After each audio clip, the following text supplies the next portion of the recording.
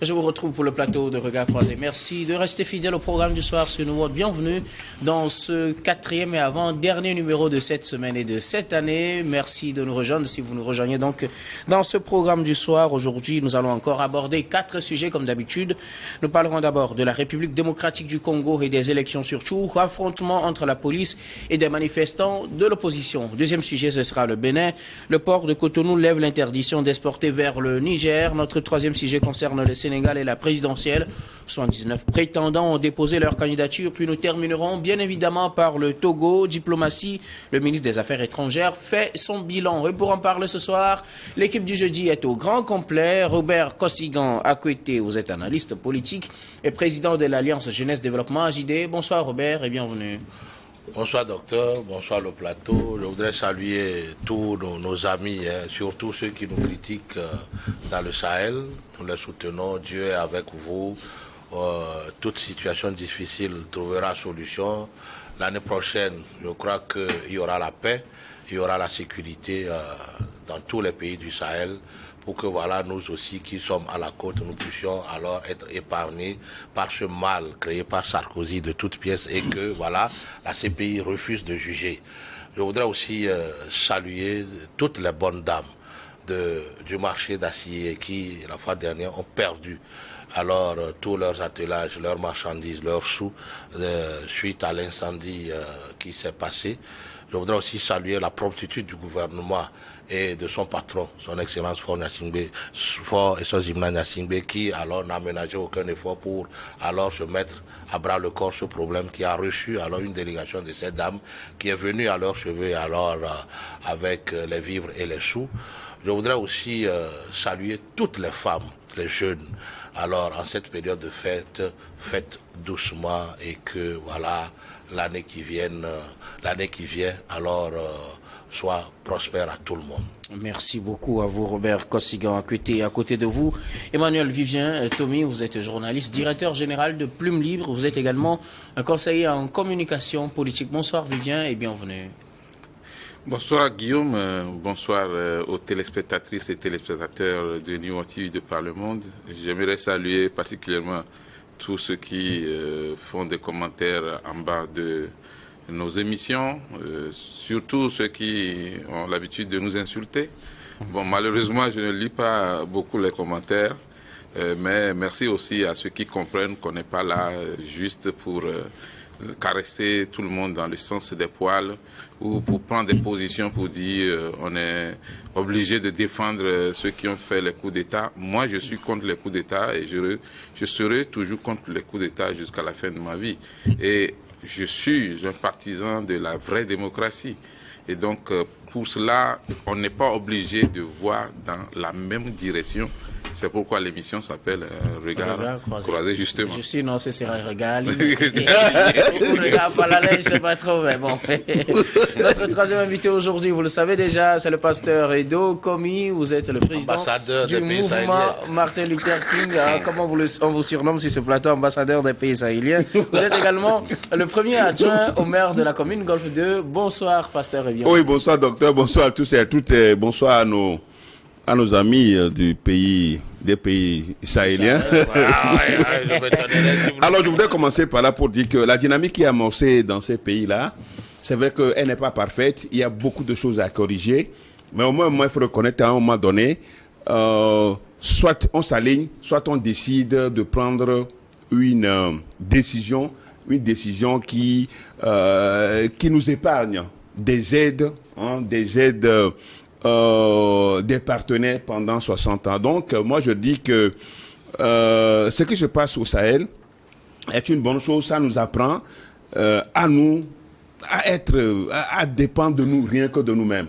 C'est vrai qu'aujourd'hui, c'est la Russie qui nous vient en aide en termes de soutien militaire pour que le Sahel soit libéré des terroristes et des djihadistes et autres et rebelles, que ça dépend de tout ce n'importe quel nom on peut leur donner. Mais au même moment, nous savons que aujourd'hui, la tendance est que la majorité des Africains veulent s'émanciper, veulent avoir leur propre identité. Et donc, ils se libérer du joug colonial ou bien néocolonial, ça dépend.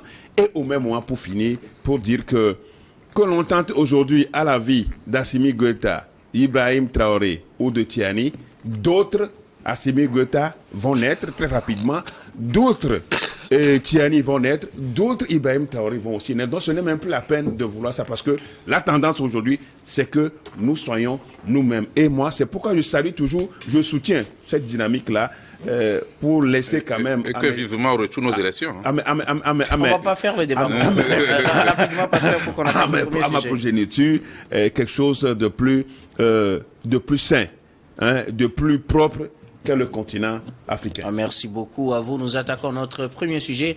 Direction la République démocratique du Congo, élection, affrontement entre la police et des manifestants de l'opposition. Il faut dire que des échauffourées ont éclaté ce mercredi suite à l'appel de l'opposition pour une manifestation ce mercredi devant une marche de protestation qui devait aboutir au siège de la Commission électorale nationale indépendante pour dénoncer les scrutins des 20 et 21 décembre courant, élection qualifiée par l'opposition de pure mascarade, de pratiquement tous les noms pour critiquer cette élection.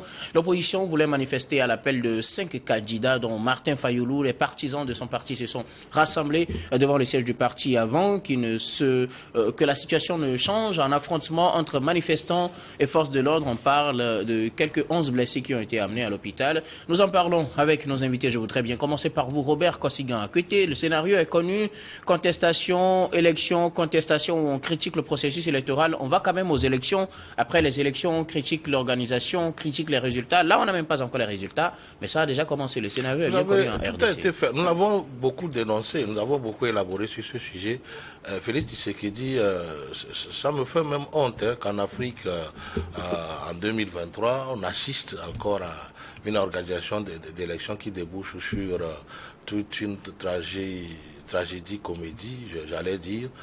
Tout a été fait en amont pour que voilà on assiste à ça. Alors si on refuse d'auditer le fichier tel que cela se doit, quand on met alors un président de la CENI qui a été contesté par toute la classe politique parce que justement on le soupçonnait alors d'être proche de Tshisekedi. Voilà, d'être proche de Tshisekedi et de tout mettre en œuvre pour que voilà la victoire soit au président actuel qui est Félix Tshisekedi, quand alors on refuse à l'opposition alors tous ses droits, l'affichage des listes électorales pour que voilà les gens puissent vérifier leur nom et tout. Quand on refuse de faire tout ça pour aller aux élections à pas de charge sur alors un pays qui fait 9 fois la France, je pense que tout ce qui se passe aujourd'hui est malheureux, mais on a déjà préparé l'opinion à suivre ça. Et puis on aura finalement alors les contestations à gérer après, puisque bientôt on va le déclarer vainqueur, parce que si vous suivez toutes les interventions de ce monsieur de la CENI qui est contesté par alors l'Église catholique et les opposants, lui il parle toujours d'une organisation des élections qui est réussie. Il dit toujours satisfait. Les gens de la mouvance disent que voilà l'élection, les élections se sont passées dans de bonnes conditions, sauf que voilà il y a eu de petits bobos dans certains bureaux de vote, et que cela n'est pas de nature à entacher la crédibilité des élections. Moi je dis c'est le discours des pays francophones qui organisent mal les élections et qui débouche surtout sur alors la reconduite de celui qui est au pouvoir. C'est malheureux qu'on assiste à et qu'après on dise qu'on n'est pas africain. C'est grave. Alors, Emmanuel Vivien, Tommy, le scénario est bien connu, mais on aurait voulu avoir autre chose en République démocratique du Congo. Malheureusement, c'est le même scénario. Contestation, manifestation qui s'est transformée en affrontement entre manifestants et forces de l'ordre. La faute au pouvoir congolais et aux opposants. Parce qu'on pouvait prévoir et aussi prévenir ce qui se passe actuellement. On n'est pas obligé effectivement d'avoir le même scénario à chaque fois qu'on organise les élections. Alors quelle est la faute de chacun, la responsabilité déjà, pour l'opposition? Déjà quand l'opposition n'arrive pas à limiter le nombre de candidats pour affronter celui qui est au pouvoir, ce n'est pas parce qu'on n'a pas un nombre de candidats limité qu'on manifeste. On manifeste parce que les élections ne sont pas bien déroulées. Ça commence par là d'abord. quand vous êtes nombreux à affronter le candidat au pouvoir, vous essayez de diminuer un peu vos chances. Ça, c'est la première chose. La seconde chose, il ne s'agit pas de crier après les élections. Il faut tout faire pour s'imposer avant les élections. Et avant les élections, ce n'est pas à quelques mois des élections. Ce n'est pas à quelques semaines des élections. Avant les élections, c'est-à-dire, quand on parle du cycle électoral, le cycle électoral commence à la fin de chaque élection. Et donc, si on vient de finir... une partie du temps aussi à contester les élections de 2018. Ce n'est pas une question de continuer par contester, justement. C'est une question de voir comment faire pour que les mêmes problèmes ne se reproduisent plus au prochain scrutin. C'est-à-dire engager un dialogue véritable, discuter des points cruciaux, essayer de trouver des remèdes, des solutions aux problèmes qui nous poussent toujours à ce scénario de élection, contestation, dialogue, et puis gouvernement d'union, et on recommence. D'autres refusent de reconnaître les résultats. On écrit au chef de l'État, on dit « Monsieur le Président de la République », mais après on dit on est toujours le vainqueur des élections. Il y a même une contradiction dans les propos. Aujourd'hui, cette manifestation ou ces affrontements étaient inutiles. Inutiles parce que les acteurs politiques pouvaient trouver d'autres processus pour pouvoir dialoguer, discuter. Alors, si quelle est la responsabilité de l'État, puisque vous avez dit que la responsabilité de l'État ou du pouvoir, c'est que d'abord, on a préparé l'opinion à ces affrontements. On a préparé la police à répondre effectivement aux manifestants, ce qui est normal si c'est les armes conventionnelles qui ont été utilisées. On pouvait on parle de gaz lacrymogène, oui, ça c'est grenade à assourdissante. C'est conventionnel en fait. C'est conventionnel, il faut qu'on se dise la vérité. Les gaz lacrymogènes pour disperser les troupes ou les groupes, c'est conventionnel. Maintenant, dans quelle proportion? Par exemple, quand on tire les gaz directement sur la foule, ça n'a pas de sens. Les gaz doivent être tirés en l'air pour faire peur, et c'est plutôt aux manifestants de fuir. Donc il ne s'agit pas de blesser effectivement les concitoyens, mais il s'agit de les disperser. Et quand il y a par exemple de ces actions où on se regroupe au siège du parti de Fayoulou, et puis après on encercle, on lance des gaz, je crois qu'on n'est plus en 1992, nous sommes en 2023. Cette méthode-là, elle est dépassée, elle est surannée, elle est rococo. Il faut aujourd'hui inventer, innover d'autres formats pour pouvoir faire les contestations, pour qu'il n'y ait pas de perte en vies humaines. Parce que la RDC a déjà payé un lot tribut dans la question de guerre avec les rebelles soutenus par d'autres pays, et aussi dans ces affrontements qui ont eu lieu à la suite des manifestations. Donc aujourd'hui, vivement que le dialogue reprenne le pas. Au niveau de l'organisation supranationale de la zone, il faudra très vite commencer par appeler les acteurs. L'Union africaine ne doit pas attendre qu'il y ait encore des morts avant de réagir. Il faut dès maintenant appeler les acteurs à une table ronde. Il y a le pouvoir, mais le peuple va rester. Et nous tous, nous allons partir, mais nos nations vont rester. Merci. Ça, c'est très important. Robert Emmanuel Vivien. Tommy, pasteur, manifestation interdite, les partisans de Fayoulou ou de l'opposition se sont quand même rassemblés. Ils ont été dispersés à coups de gaz lacrymogène et de grenades assourdissantes, des échauffourées dans la journée de ce mercredi en République démocratique du Congo. Non, je suis peiné, attristé, angoissé par rapport à ce qui se passe. Nous qui, souvent, défendons l'Afrique pour dire que nous voulons être souverains et indépendants, quand nous nous illustrons tristement comme ça dans l'organisation des élections et dans les manifestations et autres, ça fait très mal. Sincèrement, quand j'ai commencé par voir, depuis que les candidats ont commencé par appeler à manifester alors que les résultats ne sont même pas encore publiés. Même les résultats provisoires. Même alors que c'est... les résultats partiels. Les résultats partiels, on est en train de déployer les trucs vers la CENI et autres. Bon, ça fait très mal. Ça fait très mal. Et au même moment, l'opposition congolaise est victime de ses propres turpitudes. Comme il disait tout à l'heure, vous allez à une élection à un seul tour. Voilà, il faut préciser. À un seul tour, face à un candidat du pouvoir. Alors, qu'est-ce qui vous empêche d'avoir un seul candidat face au parti, au président sortant qui est en lice. Parce que c'est ça. Ils ont perdu beaucoup de chances de pouvoir gagner. Parce que là, je le dis toujours, si Tibin Tshisekedi à 10%, et qu'il est le premier, ben il est élu. Il est élu président.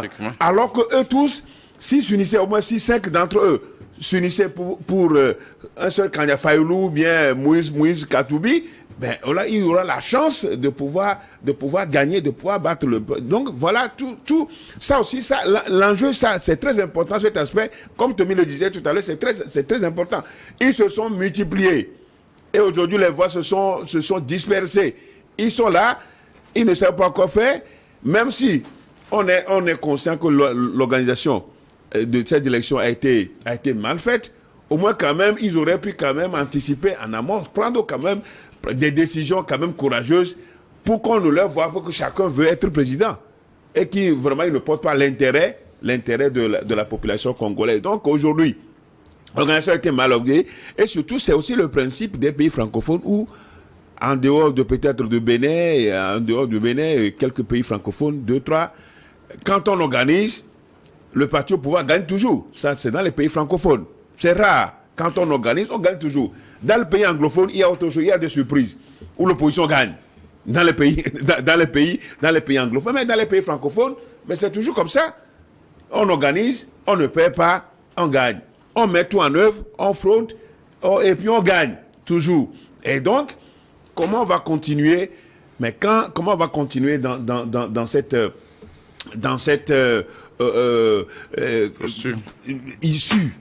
Et surtout, cette volonté de vouloir gaspiller de l'argent quand les autres demandent aujourd'hui qu'on reprenne les élections avec des milliards qu'on a utilisés on va reprendre encore, utiliser des milliards encore, alors que 2 tiers de la population reste dans la misère, vivent dans la misère. Mais c'est de quoi? Donc l'opposition aussi, des fois dans le pays francophone, on se demande pourquoi les oppositions, enfin s'il faut le dire, pourquoi les opposants ne changent pas de stratégie. C'est les mêmes stratégies. Et puis on reprend. Maintenant, vous vous rappelez qui peut me dire combien d'années Tshisekedi a fait pendant ce premier mandat pour gouverner? Il a pris tout son temps pour changer la majorité, pour avoir la majorité. Il n'a fait qu'un an et demi pour diriger. Il est élu pour un mandat de 5 ans. C'est à lui de voir comment il gère les 5 ans. Vous avez vu comment il a géré? C'est lui qui a fait pour avoir la majorité à sa faveur. Donc il a dû organiser des trucs avec des gens pour avoir la majorité. Donc il a déjà 2 ans et demi, presque 3 ans, il a utilisé pour ça sans rien faire. Maintenant il rentre encore dans une autre brouille. Certainement il sera proclamé élu parce que c'est à lui. Les opposants savent que ils ont déjà échoué. Hein. Ils ont déjà les résultats, une partie des résultats. Et ils savent déjà qu'ils ont déjà échoué. Et quand l'Église catholique s'immisce encore, c'est que parce qu'ils ont au moins plus de 1500, ils n'ont plus d'observateurs.